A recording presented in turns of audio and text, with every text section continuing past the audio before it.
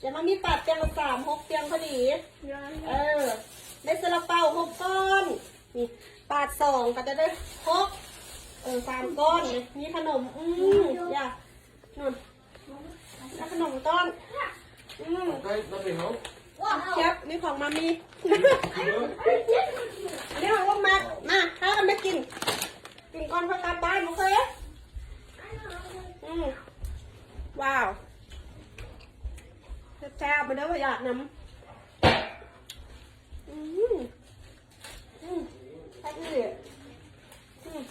ไอ้ต้มพี่พอดไม่ไหวขวดไอ้ขนมจีบลูกมัดพริกเผาเมื่อละขวดซีฟู้ดแซ่บในบุรพาอันนี้ก็ลูกมัดพาไปกินงานพิซซ่าอันนี้แม่มัดแล้วนี่นะดัดดี้ออเดอร์ให้แบบบลืมใส่ใจดีด้วยดีวะหอมเบคอน